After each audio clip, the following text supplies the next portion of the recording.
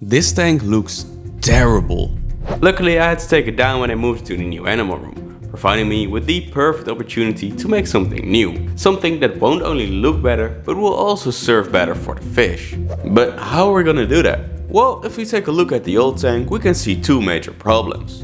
First of all, there's an insane lack of plants in there. These guys like a lush, densely planted ecosystem with tons of hiding spaces. So the first thing we'll improve upon is adding more plants. Now besides the lack of plants, the old setup just looks messy. I had no clear goal in mind what I wanted to create and just threw some random pieces of wood in there. So obviously the next thing to improve is the hardscape. I want to go with something that looks natural. So this is the tank we're working with. It holds roughly 125 liters of water. And if you're familiar with my content, you know that this filter used to be on the other side, but we had to cut it out to get all of the fish out of this tank, and I decided to glue it back on the other side. Something else I decided to do is, instead of putting the filter all the way in the corner, I left a little bit of space so that the glass wouldn't be overlapping with the filter itself.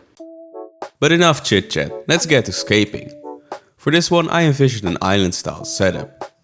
These fish like dense growth and I plan on making a single island in the middle with a ton of plants.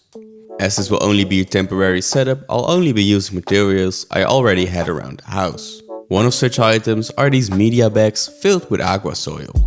They were in the old guppy tank but still hold plenty of nutrients for this setup. I used these to create the base of the island.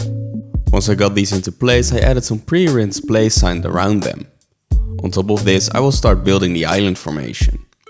To build up this area, I'm using lava rock. This is a fairly cheap yet beautiful rock that provides great texture. Because this rock is very porous, it will also provide a ton of surface area for beneficial bacteria.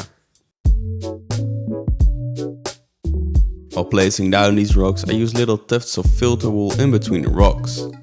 These will fill any gaps present and prevent the sand we'll add later from seeping through.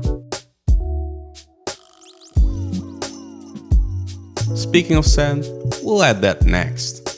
For this setup I'm just using regular play sand. This is actually the same sand I used in the previous setup and thus will already be filled with a ton of beneficial bacteria. Anyway, once I got the island all filled up, I sprayed some water on there to make it sink down in all the crevices. I then proceeded to fill up the area around the island.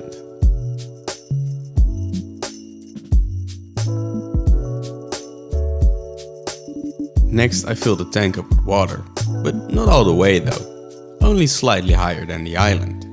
This will make for some easy planting. You may have also noticed that I added a planter pot and a coconut hide. I'm personally a big fan of naturalistic looking enclosures and try to stay away from artificial decor as much as possible. But in this case I'm making an exception as I know that these ropefish really like to hide in there. That said, later on I removed these and replaced them with something better. But let's get back to the plants. I'm filling the island up nearly exclusively with Hygrophila rosenervic.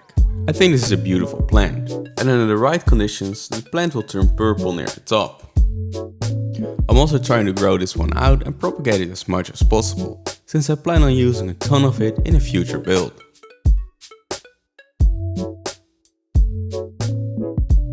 I also have about 3 stems of this purple plant. I don't know what species it is, but I think it will contrast nicely against all of the green. Now it's time to start filling the tank up all the way.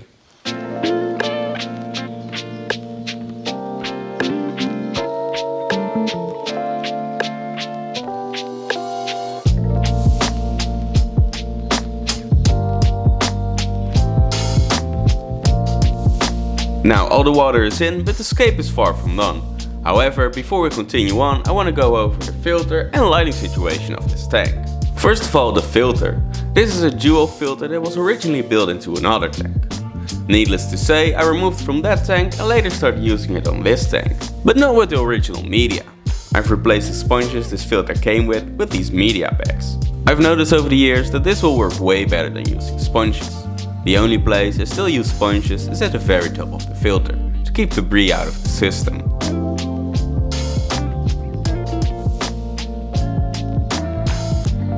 Next I also want to go over the light. As you can see, it is a little bit of an odd system. I use a microphone stand to keep up a light and use zip ties to secure the cable to the stand. Inside the hood there's just a simple LED light bulb. It's nothing fancy, but it's enough to keep the plants alive. Long term, I plan on moving these animals to a much bigger setup, and thus don't really feel the need to buy an expensive light right now. But let's get on with the video. With the tank filled up, I decided to add some dwarf Sagittaria along the edge of the island. This is a pretty cool grass-like plant that, once established, will start to send off runners, making for a pretty easy low-tech carpet. This would be something the ropefish will definitely enjoy, but we'll move them to a bigger and better tank long before it can grow out a carpet. Next, I added 2 more planters.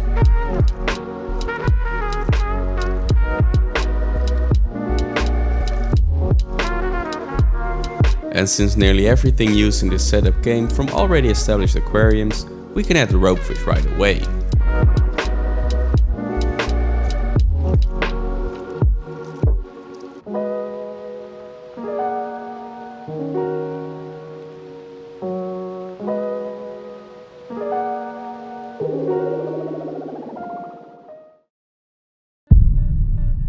I mentioned in the beginning of this video that I don't really care for the planter pots and wanted to replace them. I decided to try adding leaf litter. I never really use leaf litter in any aquarium, despite it making the tank appear more natural. Anyway, I collected these leaves a couple of days ago and boiled them for a good 15 minutes.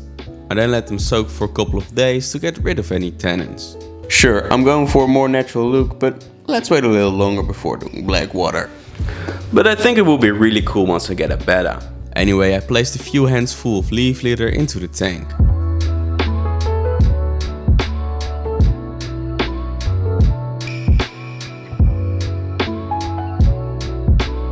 Among the leaves were some little twigs and some of these mini pine cones. Once I added these, I removed all of the planter pots and watched closely how the ropefish would interact with the leaf litter. I was hoping they would swim through and underneath all of the leaf litter, but you never know how an animal will react. In this case, the animals did exactly what I expected. As a final touch, I rounded up a bunch of bladder snails from my pond and added them to this tank.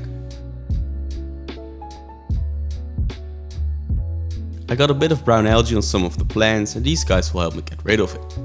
That is, if the ropefish won't turn them into a tasty little snack first.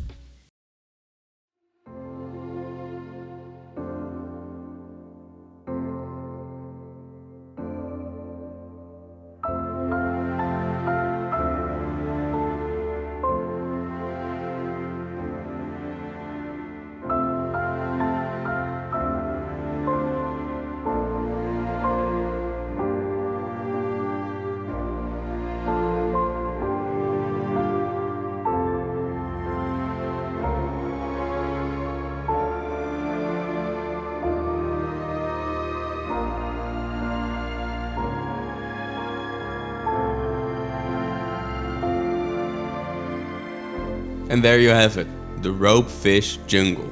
I think this tank turned out amazing, but I want to know what you guys think. Let me know in the comments down below or check out this video next to see me build my first ever pond. I'll see you there.